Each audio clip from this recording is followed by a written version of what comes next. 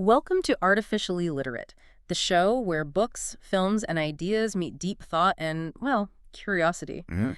Every episode, we try to explore a piece of literature, maybe a compelling video, or sometimes a cultural moment, and we break down its philosophical and literal meanings. Exactly. So whether you're a lover of stories, maybe a seeker of meaning, or just someone who enjoys a thoughtful takeaway, this is hopefully your space to reflect, learn, and maybe look at the world a little differently. hmm Today, we are plunging headfirst into an undisputed masterpiece of literature, Alexandre Dumas' The Count of Monte Cristo. A true epic. It really is. This extraordinary tale just bursting with betrayal, vengeance, and profound redemption. It offers truly astonishing insights into human nature, the very concept of justice, and, the transformative power of suffering. So our mission today is to unpack the most important nuggets of knowledge and insight from this, sprawling novel.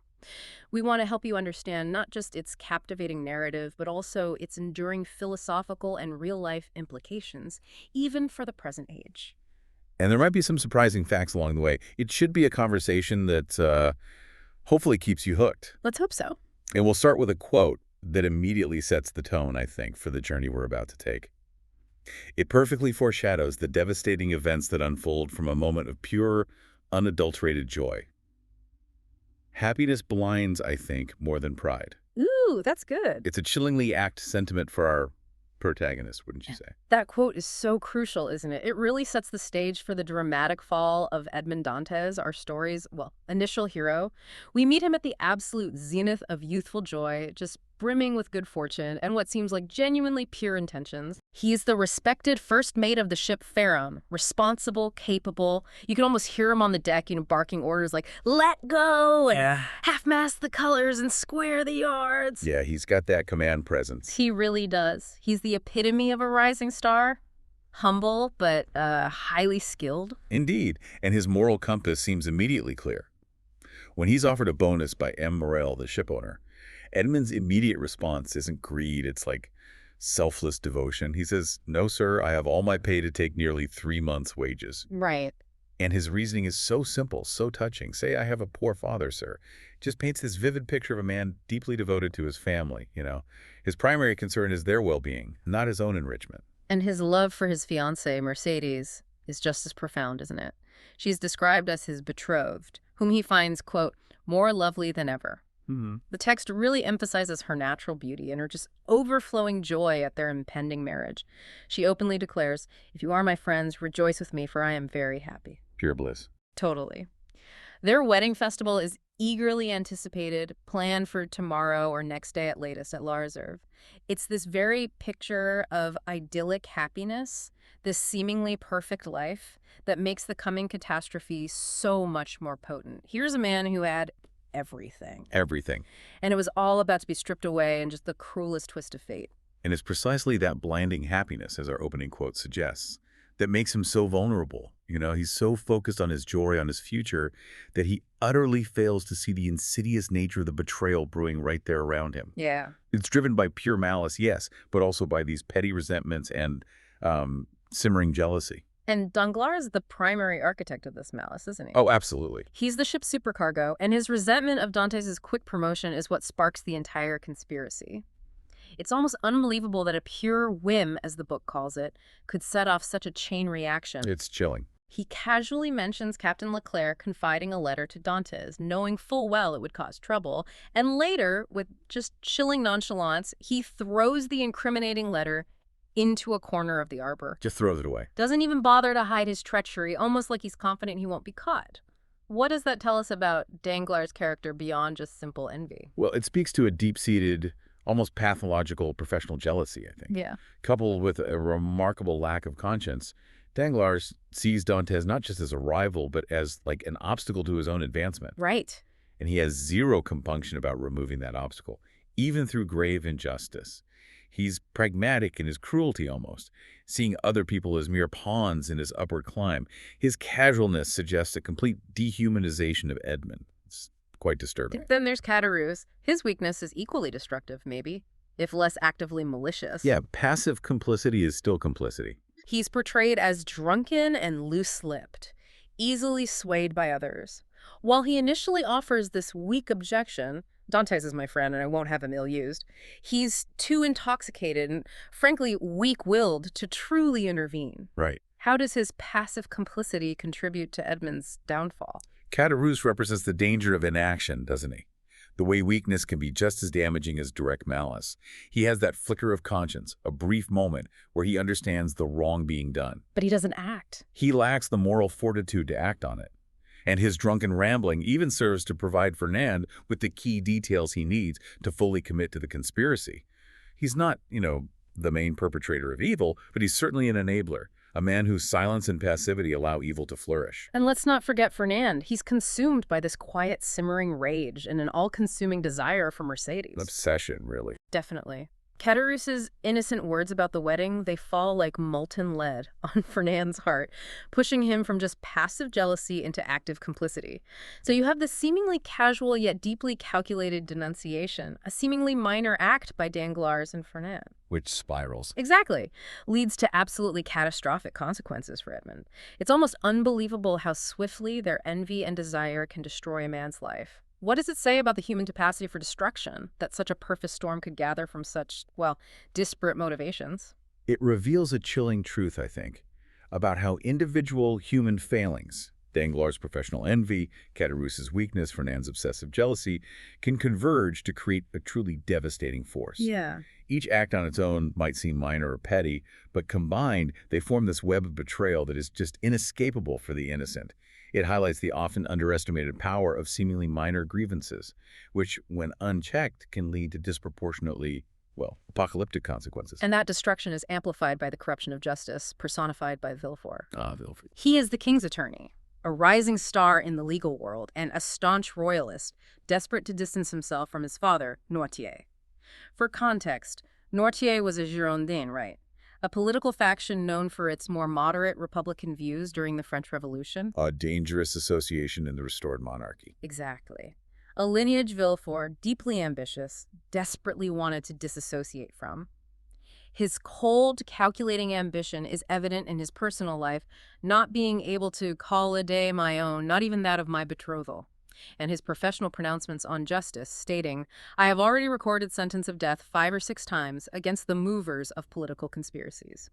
He clearly relishes his power in this image of himself as an unyielding arbiter of justice.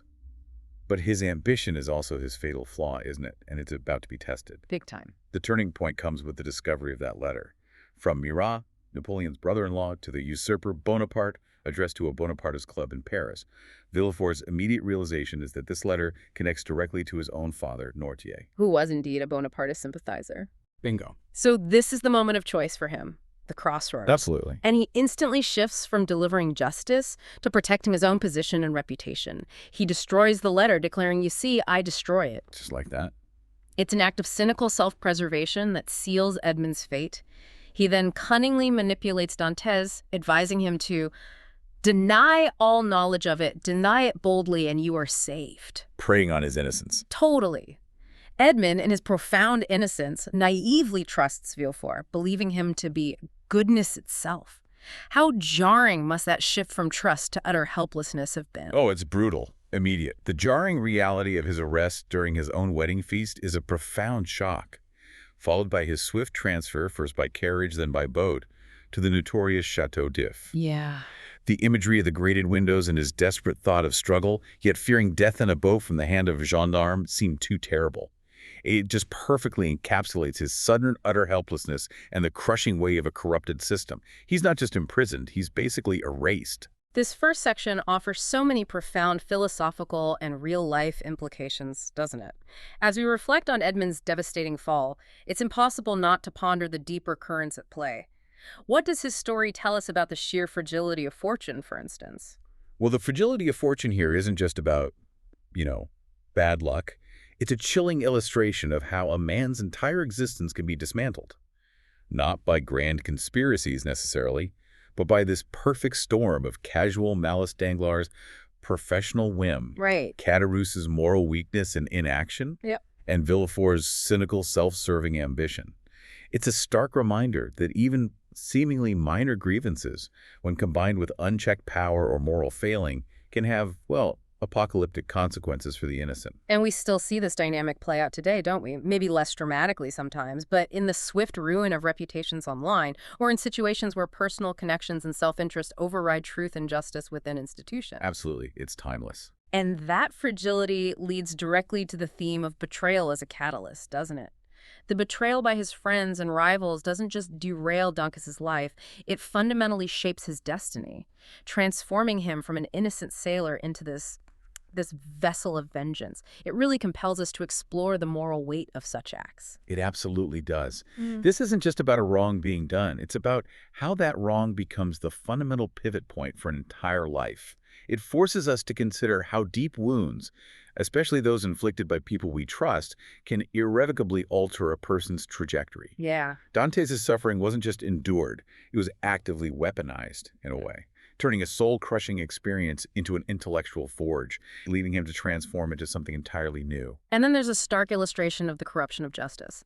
Villefort's actions are just a prime example of how personal ambition and self-preservation can completely pervert the legal system, leading to the unjust suffering of the innocent. It's not about truth or right. No, it's about power and image. Exactly.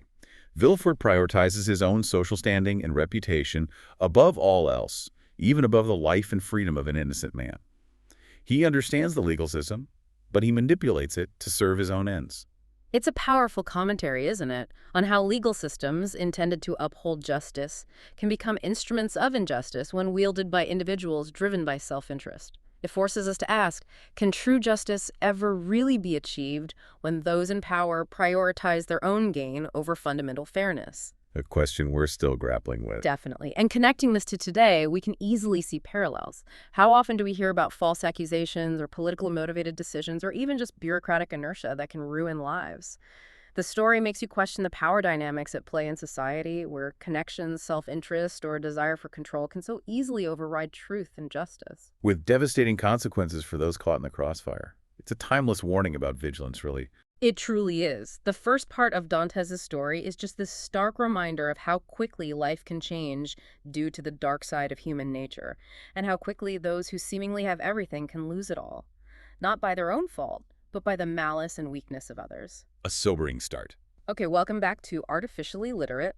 We just left Edmond Dantès in the notorious Château d'If, unjustly imprisoned and, well, utterly heartbroken.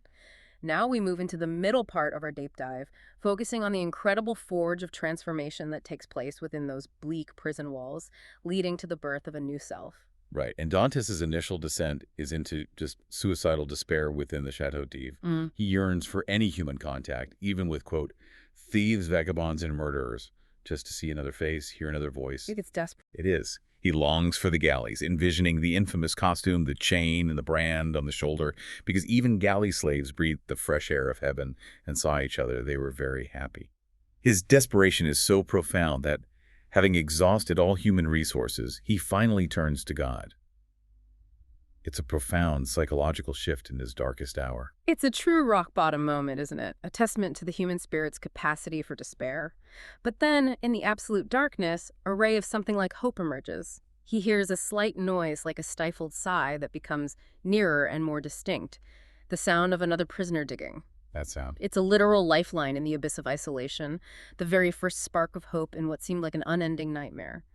What does this tiny sound symbolize for Edmond's mental state at that point? Well, I think it symbolizes the reawakening of his will to live.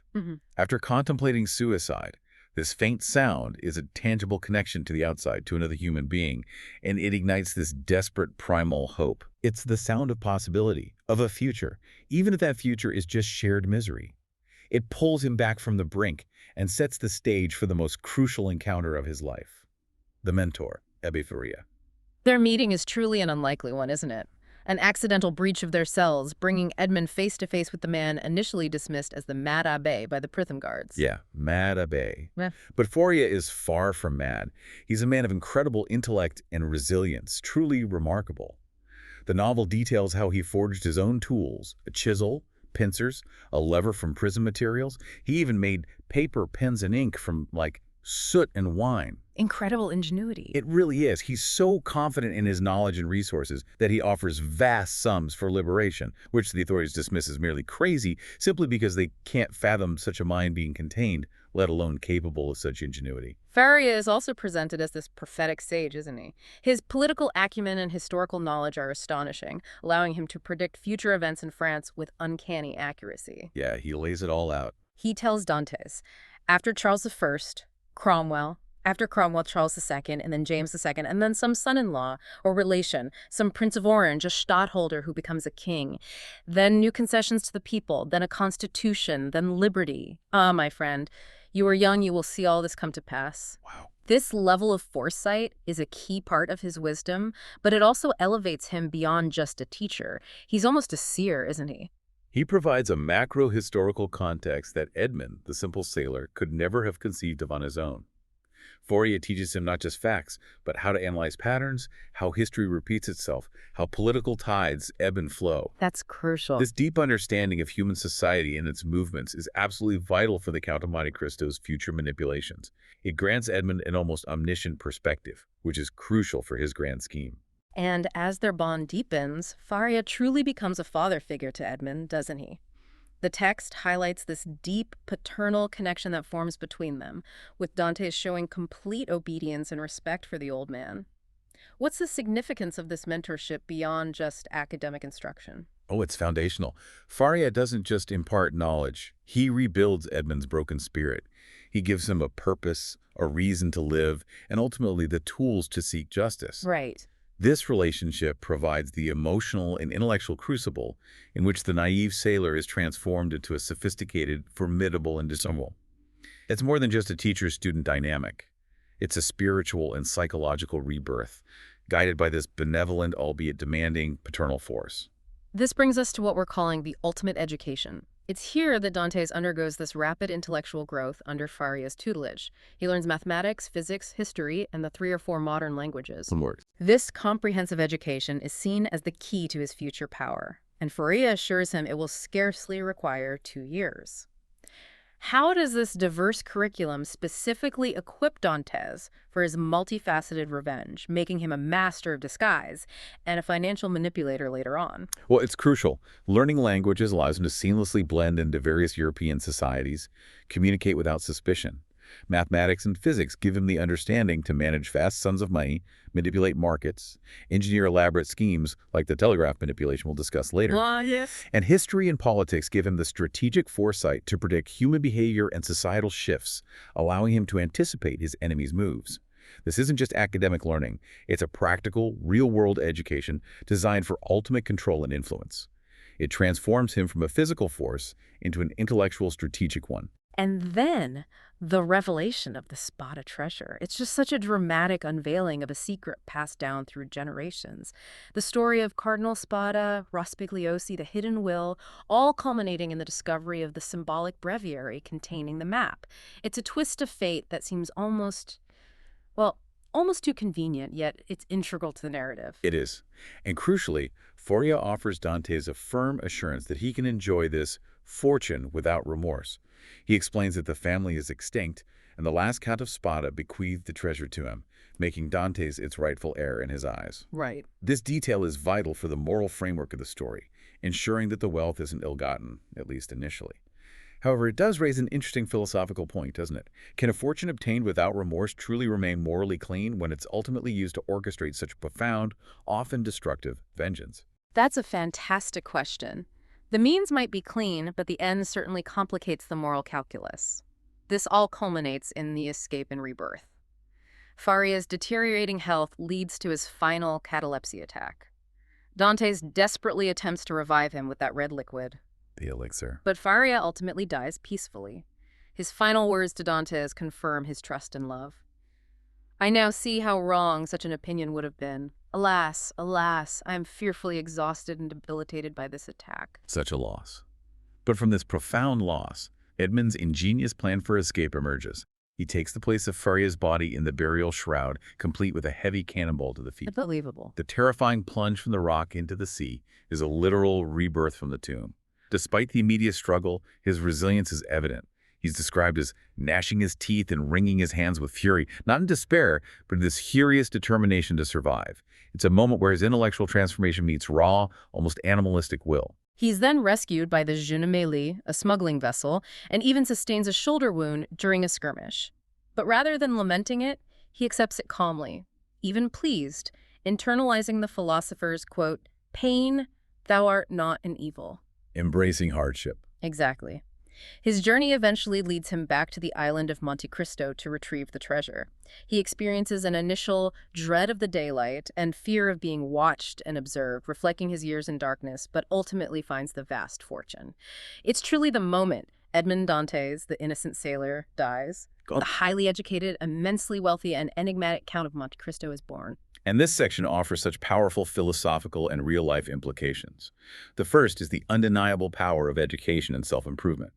Faria's role highlights how knowledge can be the ultimate tool for overcoming adversity and transforming one's destiny, even in the most dire circumstances, like solitary confinement. And it's not just about overcoming adversity. It's about weaponizing knowledge, isn't it? Faria's diverse curriculum, math for financial schemes, languages for blending in, history for strategic foresight, specifically equipped Dantès to be not just rich, but powerful, a true puppet master. Exactly. He becomes a master of disguise and a financial manipulator because he received the ultimate education, proving that knowledge truly is power, especially in the hands of someone driven by such a singular purpose. This leads perfectly into the profound concept of identity and reinvention. Dantès' journey showcases this radical transformation of identity, moving far beyond societal labels to become a self-made force. It really explores the idea that we are not defined by our past circumstances or even the names given to us. We can forge new selves. Which raises a compelling question for us and for you listening. Is our identity something fixed, or is it fluid, constantly being reshaped by our experiences and choices? It also raises fascinating questions about the role of fortune and fate. While Dantès works diligently under Fugoya's guidance, the treasure's discovery is ultimately an act of extreme chance, right? Totally. Like winning the lottery, but with a map. Exactly. This makes you wonder how much of our lives is truly in our control versus what might be predetermined by fate or simply by unforeseen luck. Can we truly attribute his success solely to his own will, or was a degree of, well, divine intervention or at least immense luck involved? It's a classic interplay of agency and destiny, I suppose. He worked through the knowledge, but the opportunity for wealth was a cosmic accident, almost. And that ambiguity is what makes the story so rich. It suggests that while preparation and perseverance are vital, there's an element of randomness that can either open doors or close them irrevocably. It reminds us that sometimes the greatest transformations require both immense personal effort and a generous helping of serendipity. And connecting this to today, we see the importance of lifelong learning and adapting to change constantly. The idea of personal reinvention is huge in modern society, especially after setbacks or major life events. Very true. The story shows how past traumas can either break or forge individuals, and how some choose to build entirely new identities from the ashes of their former selves. It's an inspiring, if intense, message of resilience that speaks to anyone who has had to rebuild their life. Definitely. And hey, if you're enjoying this deep dive into the Count of Monte Cristo, remember to follow Artificially Literate on Apple Podcasts, Spotify, and YouTube for more deep dives into fascinating topics. Please do. And as Faria wisely put it to Edmond, reminding him of the vastness of what he was learning, but also the humility of human knowledge. Human knowledge is confined within very narrow limits, and when I've taught you mathematics, physics, history, and the 3 or 4 modern languages with which I am acquainted, you will know as much as I do myself. A truly humble yet profound statement from a genius sets the stage for the next phase. Okay, welcome back to Artificially Literate. We have witnessed Edmond Dantès' remarkable transformation into the Count of Monte Cristo. Now we arrive at the grand finale of our deep dive, where the Count's meticulously planned vengeance unfolds, leading to unforeseen pain and ultimately his own quest for meaning. And a powerful quote sets the stage for the Count's return, reflecting his profound and frankly rather cynical understanding of human nature after his years of suffering and study.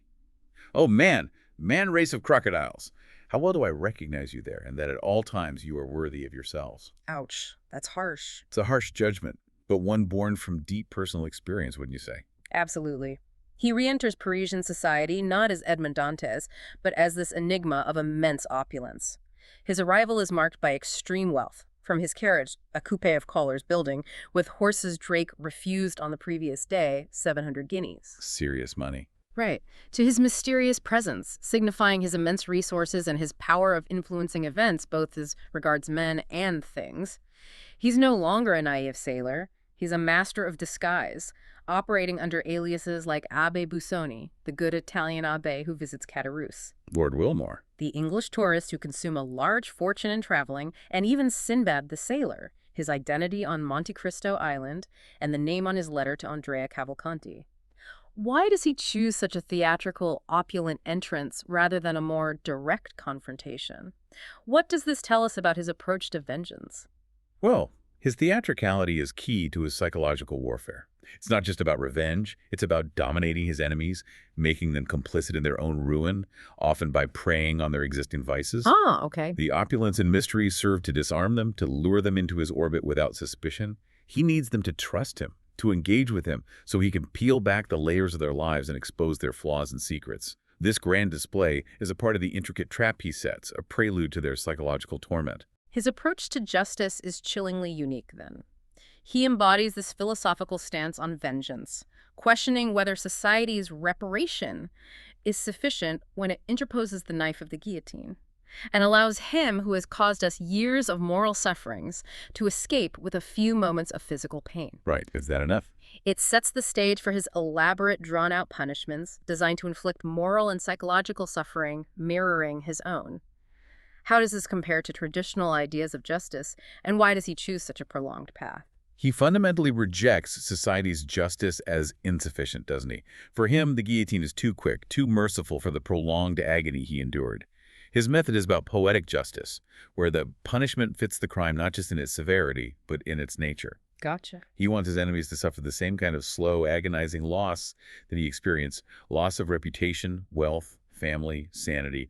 It's a form of hyper-individualized, almost divine retribution, carefully tailored to each villain's specific sin, making them experience the very depths of despair he once knew. And his meticulous planning is truly astounding. He even uses a telegraph system operated by a poor wretch hired for 1,200 francs a year to manipulate the market. He talks about it with Madame de Villefort, the black arms bending in every direction. This wasn't just a plot device, was it? It feels like a profound commentary on how information asymmetry could be leveraged for power. Oh, absolutely. A precursor to today's high-frequency trading or even targeted misinformation campaigns. Exactly. Precisely. In a pre-internet age, controlling the fastest communication network allowed him to receive news, like a change in Spanish bonds, hours before anyone else. He could then execute trades buying or selling massive amounts, knowing he had an insurmountable information advantage. Wow. This shows his genius lies not just in wealth accumulation, but in understanding and exploiting the flow of information itself. It's a chillingly modern insight, demonstrating that control of information can be as powerful as, if not more powerful than, control of armies or wealth. Okay, so let's look at the fall of the traders, starting with Danglars, the epitome of avarice. His ruin is orchestrated through precise financial manipulation. Monte Cristo's manipulation of Spanish bonds alone leads to Danglars losing 500,000 francs. Just the start. And it gets far worse for Danglars. Monte Cristo fabricates an entire noble family, creating Prince Cavalcanti and Major Bartolomeo Cavalcanti, solely to drain Danglars' wealth further through the proposed marriage of his daughter Eugenie to the son, Andrea Cavalcanti. Who is actually the convict, Benedetto? No, 59. Exactly. Danglars' avarice blinds him completely to the deception, leading to his downfall.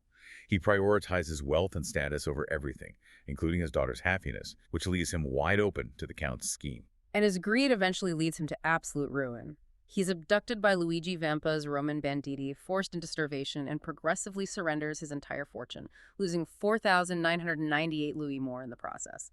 He literally starves until he's forced to part with every last coin. It's a painful, drawn-out punishment tailor-made for his vice. Truly poetic justice there.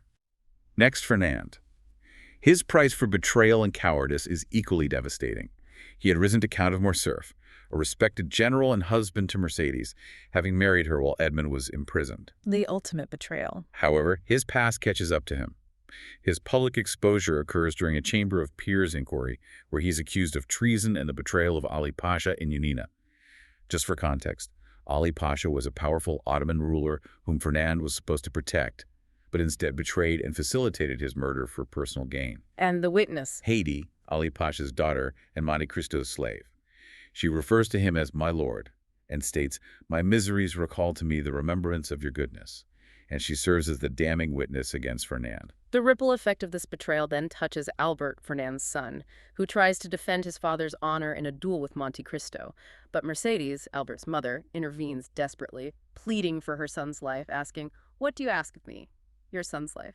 Well, he shall live." Such a powerful scene. Her agonizing revelation of Fernand's crime, a dreadful family secret, destroys Albert's filial piety and leads to Fernand's complete ruin, public disgrace, abandonment by both Mercedes and Albert, who declares, "Courage, mother, come, this is no longer our home." It's truly heartbreaking, isn't it? The innocent suffer for the sins of the guilty. It's a recurring theme. Mm. And finally, Villefort. His downfall is the haunting consequence of ambition and concealment. His increasing torment stems from grappling with his hidden past and this strange chain of domestic afflictions. Right, the poisonings. Exactly. His wife, Madame de Villefort, is revealed as a methodical poisoner targeting those who stand in the way of her son's inheritance. Monsieur Madame de Saint-Méran, Barrois, and Valentine. The Dr. Devaney's observations pinpoint the cause, brucine or a strychnine, leading to 4 successive deaths. But the silent intellect of Noirtier, Villefort's father, proves crucial, doesn't it? Despite his paralysis, he resists through eye movements and a coded alphabet, subtly intervening by having Valentine share his orangeade, which contained a counterpoison to develop immunity.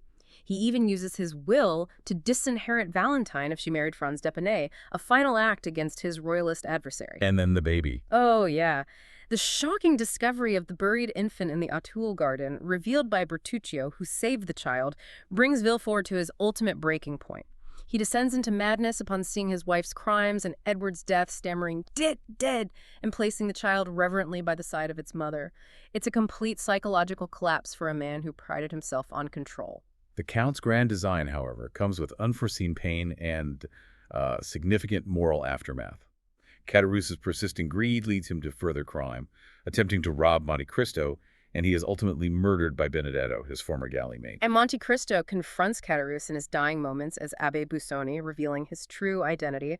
"I am neither the Abbé Busoni nor Lord Wilmore. Do you not recollect me?" Caderousse's final defiant words are, "There is no God. There is no providence. All comes by chance." But Monte Cristo delivers this powerful counterargument, a profound statement on faith and destiny.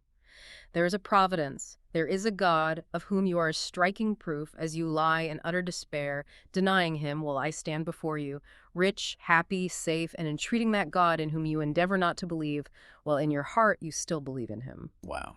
This moment forces the Count to confront his own role, doesn't it? Not just as an agent of vengeance, but perhaps a tool of a higher power. What does that exchange reveal about the Count's evolving perspective on his mission? Well, I think it's a pivotal moment of self-doubt and reevaluation for the Count. Up until now, he's acted as if he is Providence, the instrument of divine judgment. But seeing Caderousse's defiant despair and denial of a higher power forces him to articulate his own belief, reminding himself, and perhaps questioning, if his path truly aligns with the divine will, or if he's merely indulging in human retribution. It hints at the internal conflict that will soon consume him as he realizes the collateral damage of his actions.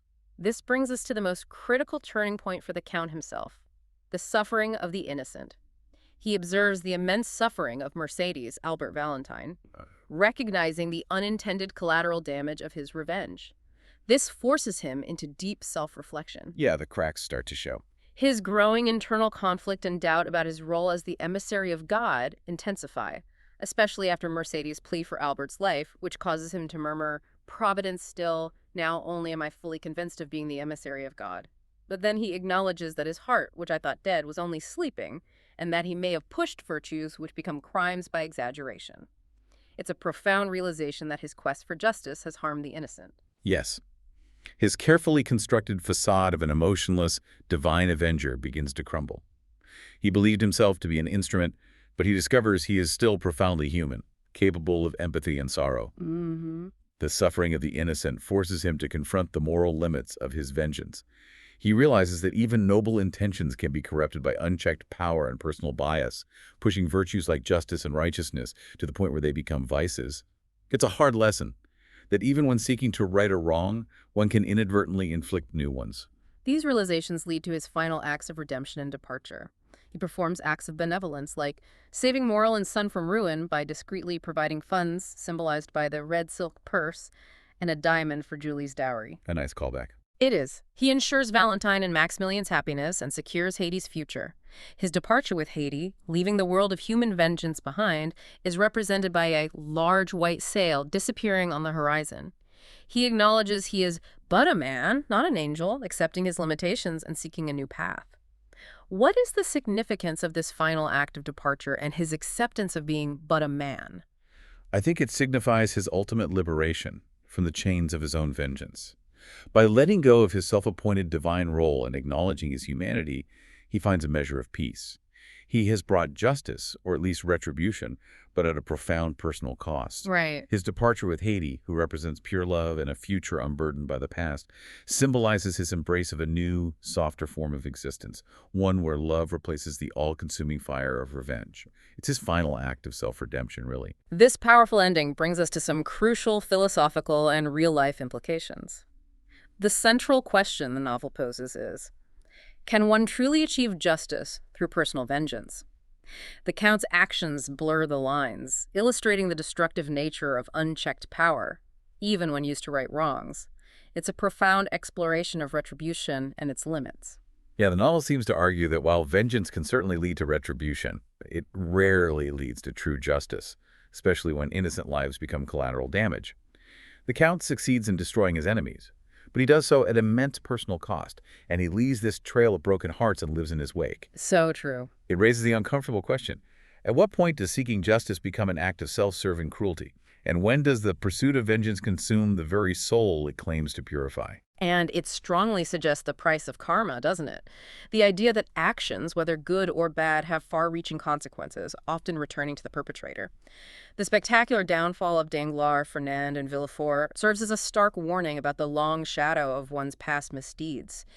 Each villain's end is ironically tailored to their original sin, isn't it? Absolutely. Danglars, consumed by greed, loses everything financially, his wealth literally stripped from him by starvation, mirroring the poverty he condemned Edmond to. Perfect irony. Fernand, whose ambition and betrayal led him to a false position of honor, is publicly disgraced and stripped of his reputation and family, his ultimate desire for respect shattered. Gone.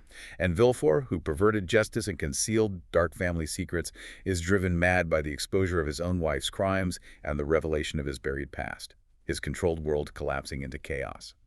Their punishments are not just severe, but poetically just, showing that the universe, or perhaps the Count, has a long memory for wrongs committed. The narrative also delves so deeply into the complexities of the human condition. It explores themes of greed, jealousy, ambition, despair, and ultimately the capacity for resilience, forgiveness, and love. It truly shows the multifaceted nature of human morality. It's a masterclass in psychological depth. We see Danglars' insatiable avarice, Fernand's simmering, destructive jealousy, Villefort's cold, calculating ambition. But we also see Mercedes' enduring sorrow and sacrifice, Albert's youthful idealism and later disillusionment, and Valentine and Maximilian's pure, unwavering love. Yeah. It showcases how these human traits, in their extremes, can build empires or destroy lives, often both simultaneously. It reminds us that humanity is capable of both profound darkness and extraordinary light. And we can't ignore the novel's exploration of the purpose of suffering. It raises the question of how suffering can be a catalyst for growth and transformation, but also how it can lead to further destruction depending on how it's processed and acted upon. Right. For Dantès, suffering in prison forged him into the formidable Count. But the novel challenges us. Does this transformation justify the suffering he then inflicts on others? Does his growth make him truly better, or merely a more effective agent of a very human, sometimes flawed, justice? That's a heavy question. It pushes us to ask whether growth from pain always leads to virtue, or sometimes to a more sophisticated, prolonged form of vengeance that itself causes new pain. In today's world, these themes resonate so powerfully. We see the enduring appeal of revenge narratives in media and culture, from films to, online discussions. Everywhere. The challenges of achieving true justice in the modern world are still ever present, whether through legal systems or social media's court of public opinion. This story truly reminds us of the importance of empathy and understanding the ripple effects of our actions, even in a world often obsessed with retribution. It really urges us to consider the long-term consequences of our actions and the profound impact of our choices not just on ourselves but on those around us, especially the innocent. And so, the Count, having completed his mission, chooses a different path, seeking solace and perhaps even forgiveness in love, as he says to Haiti. Love me then, Haiti. Who knows? Perhaps your love will make me forget all that I do not wish to remember. A hopeful end, perhaps. Perhaps. That brings us to the end of our deep dive into the Count of Monte Cristo. Thank you so much for joining us on this, well, thought-provoking journey. Yeah, thanks for listening. If you've enjoyed exploring the philosophical and real-life implications of this timeless tale, remember to check out our other episodes of Artificially Literate. Please do. Follow us for more such topics and stay tuned for the next book we'll be diving into. Looking forward to it. And always remember, reading a book every day keeps stupidity away.